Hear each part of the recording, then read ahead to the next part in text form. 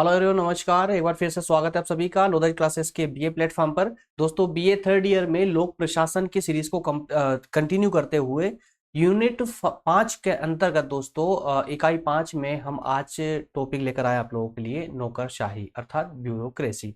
दोस्तों, जानेंगे कि नौकरशाही क्या है और प्रशासन में इसकी क्या भूमिका रहती है, अर्थात कि किस प्रकार से अपना कार्य करती है, इसके दायित्व क्या है, कर्तव्य क्या है, इन सभी पर दोस्तों वन बाय वन करके अंदर सेशन में हम चर्चा करेंगे। चलिए दोस्तों, शुरू करते हैं अपना सेशन आज का, स्टार्ट करते हैं ब्यूरोक्रेसी। चलिए दोस्तों, ब्यूरोक्रेसी पर डिस्कस करें उससे पहले थोड़ा सा जान लीजिए, जो दोस्त मेरे पहली बार सेशन को देख रहे हैं वो जान ले कि दोस्तों आप लोगों के लिए प्रतियोगी परीक्षाओं की तैयारी के लिए जैसे UPSC, PSC, railway, SI, banking, SSC, police, इस प्रकार की विभिन्न प्रतियोगी परीक्षाओं के लिए दोस्तों हमने अन्य प्लेटफॉर्म यूट्यूब पर ही बनाया है जिसका नाम है प्रज्ञान हिंदी नाम से प्लेटफॉर्म बना दिया गया है। डिस्क्रिप्शन में इसकी लिंक दी गई है, आप चाहे तो वहां से जाकर उसको विजिट कर सकते हैं। फ्री ऑफ कॉस्ट सभी लेक्चर अवेलेबल है वहां पर, विद नोट्स आपको वहां पर कंप्लीट जो है सब्जेक्ट यहाँ पर प्रोवाइड किए जाएंगे। चलिए शुरू करते हैं अपना सेशन आज का दोस्तों। जैसा कि आप सभी जानते हैं, हम इकाई 5 में डिस्कस कर रहे हैं, यूनिट 5 में डिस्कस कर रहे हैं, और यूनिट 5 के दोस्तों जो माफ करना, यहाँ पर एक मिस्टेक हुई है, ये यूनिट 4 के टॉपिक दिए गए हैं, ये 5 के आ चुके हैं। तो दोस्तों यूनिट 5 में विकास प्रशासन जिस पर कि हमारा सेशन कंप्लीट हो चुका है। अब थोड़ा सा यह ध्यान से देखिए दोस्तों, जो यूनिट 5 का जो पहला टॉपिक है विकास प्रशासन, डेवलपमेंट एडमिनिस्ट्रेशन, इस पर सेशन हो चुका है। चूंकि एक गलती हमारी टीम से ये हो गई थी कि इस सेशन को 2 बार अपलोड कर दिया गया था। विकास प्रशासन की जगह दोस्तों कल जो सेशन हुआ था वो वित्तीय प्रशासन पर हो चुका था, लेकिन आज इवनिंग में 6 बजे इसको विकास प्रशासन के सेशन को अपलोड कर दिया गया है। और 7 बजे दोस्तों आपको ये नौकरशाही वाला अर्थात कि ये सेशन आप जो है लाइव देख रहे हैं। क्लियर है? चलिए, तो नौकरशाही के बाद में दोस्तों पंचायती राज्य संस्थाओं की भूमिका, पंचायती राज्य व्यवस्था पर भी हमारा सेशन होगा। कंटिन्यू मिलेंगे दोस्तों सेशन, और जल्दी से क्लास को कंप्लीट कर लेंगे। फिर लोकपाल, लोकायुक्त, लास्ट में दोस्तों सुप्रशासन या ई गवर्नेंस पर हमारा डिस्कशन होगा। इस प्रकार से मात्र आज के बाद, इस टॉपिक के बाद में हमारे 3 टॉपिक और बच जाते हैं जिन्हें हम 1 या 2 दिन के अंदर ही कवर कर लेंगे। ठीक है ना? चलिए शुरुआत करते हैं सेशन की। चलिए आज का सारांश जरा दोस्तों देख लीजिए। आज का जो हमारा सारांश है वो है, सबसे पहले हम डिस्कस करेंगे नौकरशाही के अर्थ और परिभाषा की। तो आज के सेशन में सबसे पहले जानेंगे कि नौकरशाही एक्चुअल में बोलते किसे है, नौकरशाही का अर्थ क्या होता है, इसके बाद नौकरशाही की विशेषताएं क्या है, और लास्ट में रोल ऑफ ब्यूरोक्रेसी, नौकरशाही की भूमिका क्या है। तो तीनों पॉइंटों पर एक एक करके दोस्तों यहां पर हम चर्चा करेंगे। चलिए शुरू करते हैं दोस्तों। सबसे पहले हम बात करेंगे नौकरशाही के अर्थ की, कि नौकरशाही का एक्चुअल में अर्थ होता क्या है, ये नौकरशाही है क्या। दोस्तों व्यवहारिक रूप से अगर इसको देखा जाए, अगर एक लाइन में बोला जाए, तो नौकरशाही का अर्थ सिंपल सा है कि जो भी सर्विस डिपार्टमेंट में है, हम दोस्तों यहाँ पर गवर्नमेंट सर्विस डिपार्टमेंट की बात कर रहे हैं, तो जो भी गवर्नमेंट सर्वेंट है वही ब्यूरोक्रेसी कहलाती है ना। जैसे लोक सेवा में जो भी लोग भर्ती होते हैं वो सब ब्यूरोक्रेसी के अंतर्गत ही आते हैं, कार्मिक संगठन के अंतर्गत ही आते हैं। लेकिन चूंकि हमें पता तो है, परंतु इसे लिखना कैसे है, आंसर राइटिंग कैसे करना है, तो इसको थोड़ा सा गहराई से इसको समझ लीजिए। इसके अर्थ की जहां हम बात करते हैं दोस्तों, अर्थ के अंतर्गत ब्यूरोक्रेसी जो शब्द है, इस ब्यूरोक्रेसी शब्द का जो इसका हिंदी रूपांतरण है दोस्तों नौकरशाही जो है अंग्रेजी के ब्यूरोक्रेसी वर्ड का क्या है, हिंदी रूपांतरण है। आप समझते हैं अच्छे से। इस ब्यूरोक्रेसी जो है, ये ब्यूरोक्रेसी 2 शब्दों से मिलकर बनी है, ब्यूरो और क्रेसी से। क्लियर है? किसके से दोस्तों? ब्यूरो और क्रेसी से, इन 2 शब्दों से मिलकर के यहाँ पर ब्यूरोक्रेसी का निर्माण हुआ है। तो यहाँ पर ब्यूरो के दोस्तों यहाँ पर 2 अर्थ निकाले जाते हैं। ब्यूरो के 2 अर्थ निकलते हैं। एक अर्थ तो होता है कर्मचारियों का संगठन। क्या अर्थ होता है दोस्तों? कर्मचारियों का संगठन, एक ब्यूरो का अर्थ। और वहीं ब्यूरो का एक अर्थ और होता है जिसका अर्थ होता है मैच। मैच मतलब क्या दोस्तों? खेलने वाला मैच नहीं, बल्कि टेबल। क्या है? टेबल, है ना। टेबल, जो ऑफिस में टेबल नहीं होती, ऑफिस में जिस टेबल पर बैठकर कार्य किया जाता है कर्मचारियों के द्वारा, उसी टेबल को यहाँ पर दोस्तों मैच बोला जा रहा है। तो ब्यूरो का अर्थ याद रखिएगा, ब्यूरो के 2 अर्थ निकलते हैं। एक संगठन, किसका संगठन? कर्मचारियों का संगठन। और दूसरा अर्थ होता है इसका मैच या टेबल। ठीक है ना। और उसी प्रकार से क्रेसी अर्थात इसका दूसरा जो वर्ड है ये क्रेसी, इसका अर्थ होता है शासन। है ना। तो अब यहां पर दोनों को जोड़ दीजिए भाई। ब्यूरो का अर्थ क्या होता था? संगठन। ब्यूरो का अर्थ क्या था दोस्तों? संगठन। और क्रेसी का अर्थ होता है शासन, है ना। तो संगठन किनका? कर्मचारियों का संगठन। तो यहां पर सीधा सीधा सा इन दोनों का अर्थ हो जाएगा, अर्थात कि ब्यूरोक्रेसी, इन दोनों को अगर मिला देंगे, ब्यूरो और क्रेसी दोनों को मिला देंगे, ब्यूरोक्रेसी बन जाएगा। और ब्यूरोक्रेसी का अर्थ यहां हो जाएगा कार्मिकों का अर्थात कर्मचारियों का शासन। क्लियर है? कर्मचारियों का शासन। यहां तक क्लियर दोस्तों। अब इसकी परिभाषा के अंतर्गत दोस्तों ब्यूरोक्रेसी को लेकर के दो विद्वानों की परिभाषाएं हम यहां पर कोट की है हमने। एक है बिलोबी साहब और एक है प्रोफेसर लास्की साहब। तो बिलोबी बोलते हैं नौकरशाही शब्द का प्रयोग संकीर्ण अर्थ में किया जाता है। नौकरशाही शब्द का जो प्रयोग किया जाता है वो संकीर्ण अर्थ में किया जाता है, जिसका अर्थ है कि ये लोक सेवकों का एक ऐसा संगठन है जो पद सोपान के अंतर्गत संगठित है। समझिए इस लाइन को, बहुत इंपॉर्टेंट लाइन दोस्तों। बिलोबी साहब बोलते हैं कि जो नौकरशाही जो वर्ड यहां पर हम इस्तेमाल कर रहे हैं, इसका अर्थ हमने यहां पर संकुचित रूप से लिया है। संकीर्ण अर्थात संकुचित रूप से लिया है, व्यापक अर्थ में नहीं लिया इसको। वो संकुचित अर्थ में नौकरशाही का अर्थ उन लोक सेवकों से लिया जाता है जिन्हें पद के रूप में नियोजित किया जाता है, नियुक्त किया जाता है। पद सोपान, है ना। एक छोटा कर्मचारी, फिर उससे बड़ा अधिकारी, फिर उसका सुपर अधिकारी, ठीक है ना। तो एक के ऊपर एक अधिकारी संगठन में होते हैं, अर्थात कि जो लोक सेवा में होते हैं, उन्हीं को यहां पर कहा जा रहा है कि पद सोपान के अंतर्गत उन्हें संगठित किया जाता है। लेकिन जो प्रभावशाली लोक नियंत्रण के क्षेत्र के बाहर है, प्रभावशाली लोक नियंत्रण के क्षेत्र के बाहर है। क्लियर है? वहीं लास्की साहब का बोलना है कि नौकरशाही का अर्थ उस व्यवस्था से लगाया जाता है जिसका पूरी तरह से नियंत्रण उच्च अधिकारियों के हाथों से हो। नौकरशाही का अर्थ उन कर्मचारियों से है जिनका नियंत्रण किनसे होता है दोस्तों? उनके सुपरिटेंडेंट से होता है, अर्थात उच्च अधिकारियों से होता है उनका नियंत्रण। ठीक है। और वे इतने स्वेच्छाचारी हो जाए कि उन्हें नागरिकों की निंदा करते समय भी शंका और संकोच ना हो। तो दोस्तों कुल मिलाकर ये कि नौकरशाही जो है स्वेच्छाचारी ना हो जाए। स्वेच्छाचारी अर्थात कि अपने मन से अपनी इच्छानुसार कार्य ना करने लगे, इसके लिए ये नौकरशाही जो होते हैं ये अपने उच्च अधिकारियों के ऑर्डर से नियंत्रित होते हैं। और ये उच्च अधिकारी जो है दोस्तों अपने से उच्च अधिकारियों के प्रति जवाबदेह होते हैं। तो इस प्रकार से एक दूसरे से ये संगठित रहते, बंधे हुए रहते, जिससे कोई भी स्वेच्छाचारी ना हो सके। क्लियर हुआ है क्या? तो दोस्तों इसके आई होप कि आपको ये अर्थ तो क्लियर हो चुका होगा, ठीक है ना। चलिए तो आगे बढ़ते हैं। अब बात करते हैं हम नौकरशाही की विशेषताओं की। तो दोस्तों विशेषताओं को लेकर के कुछ पॉइंट है, जैसे प्रत्येक पद के लिए निर्धारित सत्ता, दूसरा है प्राविधिक विशेषज्ञता, तीसरा है कानून एवं नियमों में अटूट विश्वास, चौथा सत्ता का आधार कानून और आजीविका अर्जित करने वाला समूह। तो इन पांचों बिंदुओं के माध्यम से ही हम जो है आज का ये इनकी जो नौकरशाही की विशेषताओं को अच्छे से समझ सकते हैं। चलिए सबसे पहले बात की गई है कि प्रत्येक पद के लिए निर्धारित सत्ता। तो इसका अर्थ होता है, प्रत्येक पद के लिए निर्धारित सत्ता का अर्थ हो जाएगा कि दोस्तों देखिए लोक सेवा में अलग अलग पद होते हैं, ये भी आप अच्छे से जानते हैं। तो जिस प्रकार से लोक सेवा में अलग अलग पद होते हैं, तो उन अलग अलग पद पर अपनी योग्यता के आधार पर उन्हें अलग अलग पदों पर जो है निर्धारित या नियुक्त किया जाता है लोक सेवकों को, है ना। तो यहां पर यही कहने का प्रयास किया जा रहा है कि प्रत्येक पद के लिए एक निर्धारित सत्ता होती है। तो हर एक जो अलग अलग पद है, हर एक पद के अपने खुद के उनको अधिकार दिए जाते हैं, प्रत्येक पद को अपने अधिकार दिए जाते हैं। तो नौकरशाही में प्रत्येक नौकरशाह अर्थात प्रत्येक कर्मचारी की सत्ता निर्धारित होती है, मतलब पद निर्धारित होता है, ठीक है ना। वह सत्ता से बाहर काम नहीं कर सकता। सत्ता से बाहर मतलब जो उसका कार्य क्षेत्र है उससे बाहर काम नहीं कर पाएगा, उससे काम नहीं कर सकता। उदाहरण के लिए देख लीजिए, जैसे कि जिलाधिकारी होते, कलेक्टर साहब होते, तो वो जिले में ही कार्य कर सकते हैं, जिले को लेकर ही अपनी एक्शन ले सकते हैं। जिले के बाहर उनका कार्य क्षेत्र समाप्त हो जाता है, उसके बाहर वो कार्य नहीं कर सकते, है ना। तो इसलिए कहा गया है कि प्रत्येक पद के लिए सत्ता निर्धारित अर्थात उसका कार्य क्षेत्र निर्धारित किया गया है। क्लियर है ना। चलिए आगे बढ़ते। प्राविधिक विशेषज्ञता।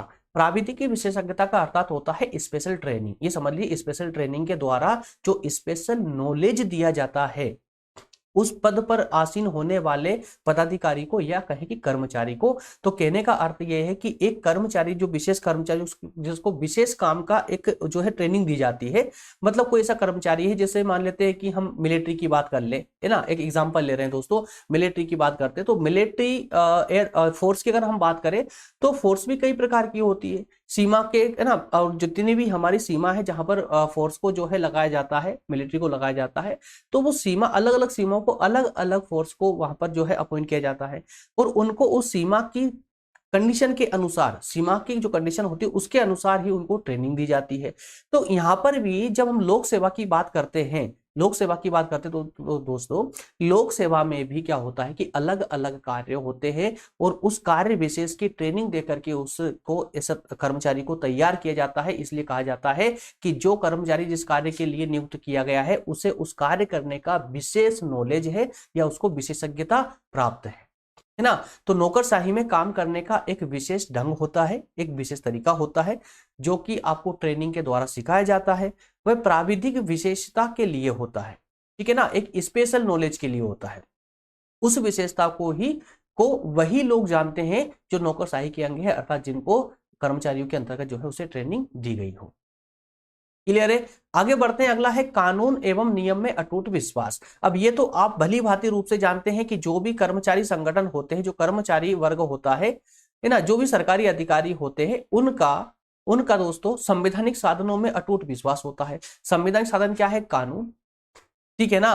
कानून और संविधान के द्वारा बताए गए संविधान या किसी भी कानून के द्वारा बताए गए नियम। तो किसी भी कर्मचारी का कानून और नियम में अटूट विश्वास होना अति आवश्यक है, अटूट विश्वास होना बहुत आवश्यक है। उसको प्रारंभ से ही जब ट्रेनिंग दी जाती है तो इस बात का प्रशिक्षण दिया जाता है कि जो कार्य किया जाए वह कानून और नियम के दायरे के अंदर रहकर किया जाए, उस कानून से बाहर होकर के कोई कार्य ना करे। हालांकि अपवाद एक अलग बात है कि आज जो हमारे कर्मचारी संगठन है वो अपने दायरे से बाहर, अर्थात कानून से बाहर निकलकर कार्य करना अपना जो है उसमें वो गर्व महसूस करते हैं, है ना, गर्व महसूस करते हैं, जो कि गलत है। हालांकि जो कर्मचारी संगठन देखिए, पहले जो कोई कानून तोड़ता है ना, एक जो वास्तविकता की अगर हम बात करें समाज में, जो समाज की अगर वास्तविकता की बात करें तो दो प्रकार की समाज है। एक कर्मचारी जिसकी हम बात कर रहे हैं नौकरशाही की, है ना, एक नौकरशाही है और एक आम जनता है, एक आम जनता है। तो यहां पर पता है क्या होता है कि आम जनता तो इस कानून से डरती है ना, नौकरशाही इस वर्ग से डरती है, तो डर करके ये कानून का पालन करती। जरूरी नहीं कि सब लोग डर के ही पालन करें, कुछ लोग संवैधानिक भी होते हैं, कुछ लोग अंदर प्रवृत्ति होती है कानूनों के नियमों का पालन करने की, ना, नियमों का पालन करने की एक प्रवृत्ति होती है। लेकिन जो लोगों के अंदर प्रवृत्ति नहीं होती है नियमों का पालन करने की, वो कानून से डरकर उन नियमों का पालन करते। लेकिन चूंकि जो नौकरशाही में कुछ अधिकारी ऐसे होते हैं जो कानून आगे रहकर तोड़ते हैं, अर्थात ये कि आम जनता कानून नहीं तोड़ती, बल्कि कानून तो ये नौकरशाही के लोग ही तोड़ते हैं। ये वर्तमान की सच्चाई है, ये वर्तमान की हकीकत है। लेकिन ये वर्तमान की हकीकत हमें यहाँ पर नहीं लिखना, याद रखिएगा ना, यहाँ पर नहीं लिखना है। ये आलोचना कभी अगर होती है इस बात की, नौकरशाही की विशेषता की अगर आलोचना होती है तो हम ये बात करेंगे। ठीक है, चलिए आगे बढ़ते हैं। फिर सत्ता का आधार कानून है। सत्ता का आधार क्या है? कानून है। जी हाँ, तो भाई जो सत्ता हो रही है, अर्थात कि जो अधिकार उस वर्ग को, कर्मचारी वर्ग को दिए जा रहे हैं, वो कानून के आधार पर ही दिए जाएंगे। तो नौकरशाही जो भी कार्य करती है उस कार्य को करने का अधिकार उसे किससे? शासन से प्राप्त होता है ना, शासन से उसे वो कार्य करने का अधिकार प्राप्त हुआ है। उसके पीछे किसकी? कानून की शक्ति होती है, ठीक है ना। तो अब कोई भी सरकारी कर्मचारी हो, उसे उसके कार्य करने से रोका नहीं जा सकता है। अगर सरकारी कर्मचारी को अपना काम करने से अगर रोका गया तो उसे कार्य में बाधा डालना कहा गया, और उसे जो है कानून का उल्लंघन माना जाएगा और उसे दंडित किया जाएगा, जो कि होता है। क्लियर है। कई पिक्चरों में आप लोगों ने देखा होगा कि पुलिस वाले जो है एक अत्याचार करते रहते हैं ना, फिल्मों का बता रहा हूं मैं, हकीकत में तो पता नहीं, देखा भी कि नहीं है, लेकिन कई प्रकार से हम फिल्मों में समझते भी उसको देखते हैं कि कई प्रकार से पुलिस वाले जो है अवैध वसूली करते हैं या कई प्रकार के जो है गैर कानूनी कार्य करते हुए रहते हैं। वो कोई आम नागरिक उस पर जो है आवाज उठाता है तो वो उसको मारने पीटने लग जाते हैं, है ना।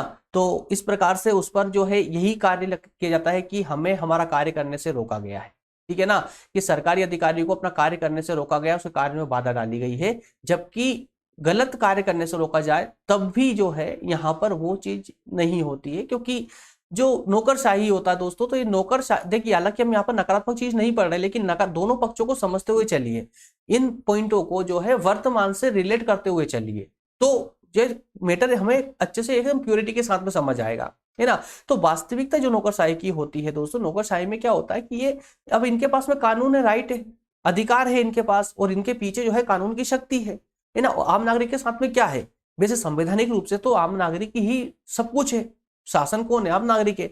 लेकिन वास्तविक रूप से जो है यहाँ नौकरशाही जो है इन कानूनों का उल्लंघन अधिकतम रूप से करती है, जिसे कि सुधारने की अति आवश्यकता है, सुधारने की बहुत आवश्यकता है। इनको जो है ट्रेनिंग में कुछ स्पेशल इस प्रकार की कुछ बातें बताई जाए, सिखाई जाए, या किसी प्रकार से इस ट्रेनिंग में सुधार करके, इनके प्रशिक्षण में सुधार करके, और जो है इस कानून के उल्लंघन को रोका जाना चाहिए।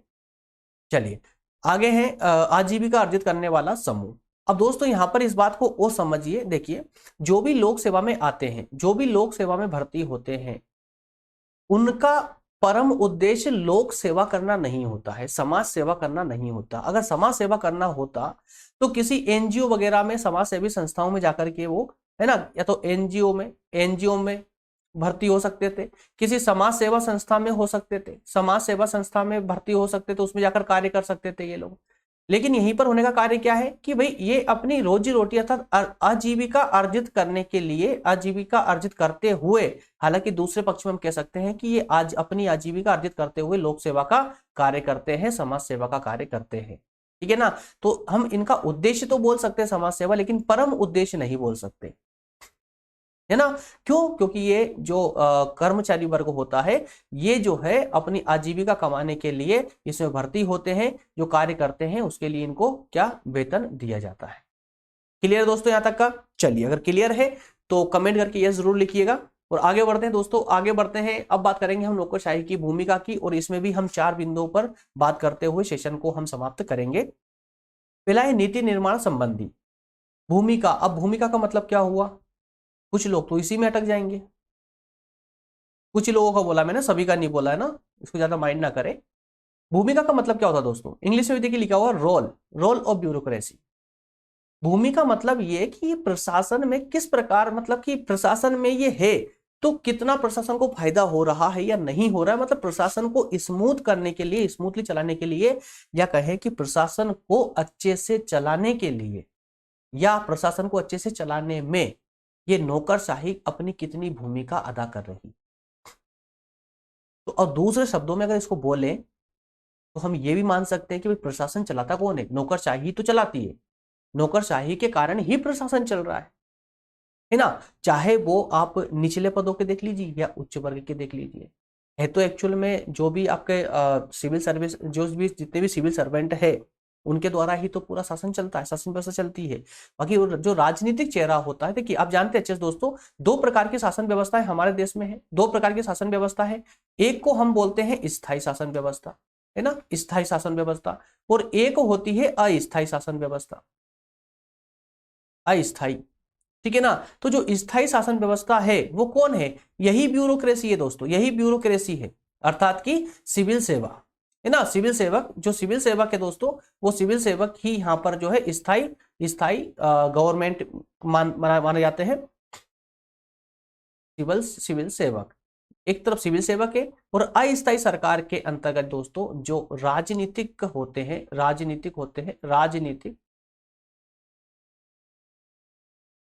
राजनीतिक, है ना। तो ये 2 प्रकार की सरकार शासन व्यवस्था हमारे यहाँ पर संचालित है, ठीक है ना। तो अस्थायी जो शासन व्यवस्था है, इनका हर प्रत्येक 5 वर्ष में चुनाव होता है, चुनाव के द्वारा नई शासन व्यवस्था बनती है, नई सरकार आती है। तो दोस्तों एक्चुअल में जो कार्य होता है, इसको आप बारीकी समझ लीजिए, जो एक्चुअल में सरकार का कार्य होता है ना, वो स्थायी गवर्नमेंट के द्वारा होता है, अर्थात कि सिविल सेवकों के द्वारा काम किया जाता है। लेकिन जब संचालित होने के लिए कोई भी कानून पास होता है, या कोई विधि पास होती है, कोई कानून बनता है दोस्तों, कोई योजना बनती है, तो बनती तो इनके द्वारा ही है, सिविल सेवकों के द्वारा ही है। लेकिन इनके अर्थात राजनीतिक में जो असेंबली होती है दोस्तों, उसके नाम से ये जो है समाज देश में लागू होती है ना। जैसा आपने सुना होगा ना, प्रधानमंत्री फलाना योजना, मुख्यमंत्री फलाना योजना, तो इस प्रकार से जितनी भी योजनाएं आती है वो जो है इधर यहाँ पर विधायिका के नेता के नाम से जो है यहाँ पर लागू होती है ना। तो कह सकते हैं कि सिविल सेवा एक्चुअल में समाज का कार्य करती है, देश का कार्य करती है, लेकिन राजनीति का मुखौटा पहनकर। क्लियर है। तो अब इनकी भूमिका की अगर बात करें तो देखिए, नीति निर्माण करने में कोई नीति बनानी है, कोई प्लानिंग करनी है तो उसमें ये सहयोग करते हैं, कोई कानून बनाना है तो उसमें सहयोग करते हैं। शासन के निर्णय जो सरकार शासन ने अर्थात इस शासन ने अस्थायी शासन व्यवस्था ने अगर कोई निर्णय लिया है तो उस निर्णय को मनवाना है, पूरे देश में संचालित करना है तो कौन करवाएगा दोस्तों? ब्यूरोक्रेसी करवाएगी, सिविल सेवक करवाएंगे, है ना। इसके अलावा प्रशासन को व्यवस्थित ढंग से चलाने के लिए, उसको संतुलित बनाए रखने के लिए, देश में शांति व्यवस्था बनाए रखने के लिए, तो इस प्रकार से ये अहम महत्वपूर्ण भूमिका है चारों की चारों दोस्तों। एक एक करके इनको भी थोड़ा सा बारीकी से अंदर चल के देख लेते हैं। चलिए, सबसे पहले हम बात करेंगे नीति निर्माण में भूमिका, नौकरशाही की नीति निर्माण में भूमिका। तो दोस्तों नीति निर्माण में क्या भूमिका इनकी, कि देखिए क्या होता है कि जो राजनीतिक नेतृत्व होता है, मतलब राजनीतिक जो नेतृत्व होता है, हालांकि इसका कार्य है नीति बनाने का, योजना बनाने का। कोई भी योजना होती है देश को लेकर के, है ना, तो वो योजना बनाने का काम किसका होता है? राजनीतिक का होता है। जो भी प्रधानमंत्री कह लीजिए, मुख्यमंत्री कह लीजिए, तो मैं इस पद का नाम नहीं ले रहा हूं, जहां राजनीतिक नाम हुआ मतलब समझ जाइए कि नेता लोगों की यहाँ बात हो रही है जो प्रति 5 वर्ष में चुनाव लड़कर जाते हैं और बहुमत हासिल करके और अपनी सरकार बनाते हैं, उनकी बात यहाँ पर हो रही है। तो नीति निर्माण करने का अर्थात कि कोई भी योजना बनाने का काम वास्तविक रूप से तो किसका है? राजनीतिक का है। लेकिन दोस्तों अब चूंकि जरूरी तो नहीं है कि जो राजनीति की जो आपके नेता वहां पर संसद में गए हैं, बैठे हुए हैं, तो वो पढ़े लिखे हो, जरूरी तो नहीं है, संविधान में इसकी व्यवस्था की नहीं गई है। तो इस कारण से इनको आवश्यकता पड़ती है पढ़े लिखे लोगों की, जो इनके लिए काम करके दे दे और ये अपना चेहरा उस काम पर चिपका करके और समाज में बता दे कि देखो साहब हम इतनी अच्छी योजना लेकर आए आप लोगों के लिए, है ना। तो इस नीति निर्माण के लिए, नीति निर्माण का दायित्व तो राजनीतिक का है, होता है, लेकिन इसमें नौकरशाही इनकी मदद करती है, नौकरशाही इनकी मदद करती है ना। और नीति निर्माण से पहले क्या होता है कि नौकरशाही के द्वारा कुछ सूचना एकत्रित की जाती है, उस प्लानिंग विशेष से संबंधित कुछ आंकड़े एकत्रित किए जाते हैं, कुछ तथ्य संकलित किए जाते हैं। इनका होने के बाद में फिर उसका अवलोकन किया जाता है, परीक्षण किया जाता है उन तथ्यों का, सूचनाओं का, आंकड़ों का। और जब वो तथ्यों का अवलोकन हो जाता है और फिर बैठकर वाद विवाद होते हैं, विचार विमर्श होता है, तो ये विचार विमर्श होने के बाद में, अवलोकन होने के बाद में ही जो है निर्णय लिया जाता है कि ये योजना बनानी है या नहीं बनानी है, बनानी है तो कितने कितने क्षेत्र की बनानी है। तो इस प्रकार का हम कह सकते हैं कि नीति निर्माण के संबंध में अधिकारियों का महत्वपूर्ण योगदान रहता है। समझ तो आया ना दोस्तों। चलिए आगे बढ़ते हैं। अगला है विधि निर्माण में महत्वपूर्ण। अब जिस तरह से नीति अर्थात कि यहाँ पर जो योजनाओं का निर्माण हो रहा था, योजना का निर्माण हो रहा था, उसी प्रकार से दोस्तों विधि का अर्थ होता है कानून। विधि का क्या अर्थ होता है दोस्तों? कानून। कानून। अब देखिए यहाँ पर कानून में भी सेम कंडीशन है, कानून में भी सेम कंडीशन है। अरे भाई जिन राजनेताओं को अपने देश की भौगोलिक स्थिति का ज्ञान नहीं है, पूरी राजनीतिक स्थिति का ज्ञान नहीं है ना, तो ऐसे राजनेताओं से हम क्या अपेक्षा कर सकते हैं कि वो किस प्रकार से कानून का निर्माण कर सकते हैं। तो इसके लिए ही ये राजनेता जो है, इसी अधिकारी तंत्र को बोलते हैं भाई एक काम कीजिए, ये इस प्रकार का हम कुछ कानून लेकर आना चाहते हैं, अब इससे संबंधित कानून बनाएंगे आप लोग। तो उस कानून से संबंधित एक विधेयक बनाया जाता है इन अधिकारी तंत्र के द्वारा, नौकरशाही के द्वारा एक विधेयक बनाया जाता है। विधेयक मतलब कुछ नहीं, कंफ्यूज मत होइएगा, कानून और विधेयक एक ही होता है। विधेयक ये मान लीजिए कि जब तक कानून पास नहीं होता है ना संसद में, तब तक वो विधेयक कहलाता है, और जैसे ही विधेयक पास हो जाता है वैसे ही वो कानून बन जाता है। बस सिंपल सा इतना सा है बस, ठीक है ना। तो विधेयक का जो प्रारूप होता है वो तैयार कौन करता है दोस्तों? अधिकारी तंत्र करता है। तो इस तरह तैयार किए गए विधि, इस कानून के जो प्रारूप है, इसको व्यवस्थापिका में सिर्फ और सिर्फ काय के लिए लाया जाता है? स्वीकृति के लिए, कि व्यवस्थापिका इसको स्वीकृति दे दे, क्योंकि कोई भी कानून, कोई भी विधेयक जो है संसद या व्यवस्थापिका की स्वीकृति के बिना कानून नहीं बन सकता। कोई भी विधेयक हो चाहे वो, है ना, तो उसकी व्यवस्थापिका में स्वीकृति आवश्यक है, ठीक है ना। तो इस प्रकार विधि निर्माण में सबसे महत्वपूर्ण भूमिका जो होती है वो नौकरशाही की होती है। नौकरशाही के बिना विधि निर्माण करना असंभव सा हो जाएगा। क्लियर है? चलिए आगे बढ़ते हैं। अगला पॉइंट है शासन के निर्माण का पालन करवाना। भाई सरकार का ने जो निर्णय लिया है देश को लेकर के, उस देश को लेकर जो निर्णय लिया गया है उस निर्णय का पालन करवाया। यार देखिए, अब जो सरकार है वो तो भाई संसद में बैठी हुई है, विधायिका में बैठे हुए हैं वो लोग तो, है ना। अब वास्तविक रूप से देश में क्या चल रहा है उन्हें क्या पता, उनको तो कुछ नहीं पता। तो जो कानून शासन व्यवस्था जिन कानूनों का निर्माण करके समाज पर अर्थात देश पर लागू करती है, तो वो कोई लोग अगर उस कानून का उल्लंघन ना करे, ये देखने का काम किसका होता है? तो दोस्तों यही वही कर्मचारी वर्ग का ही तो होता है, नौकरशाही तो उस कार्य को देखेगी। तो इसलिए कहा गया है कि शासन द्वारा जो भी निर्णय लिए गए हैं या कानून पास किए गए हैं उन वो नौकरशाही के माध्यम से ही देश में संचालित होते हैं। जैसे कर वसूल करना, है ना, कर वसूल करना कौन करता है? नौकरशाही करती है। शांति व्यवस्था बनाए रखना कौन करेगा? आपके प्रधानमंत्री साहब करेंगे, राष्ट्रपति साहब करेंगे, मुख्यमंत्री साहब करेंगे, राज्यपाल साहब कौन करेगा? अरे भाई नौकरशाही के लोग करेंगे ना, सिविल सर्वेंट करेंगे, ठीक है ना, शांति व्यवस्था बनाए रखने का कार्य।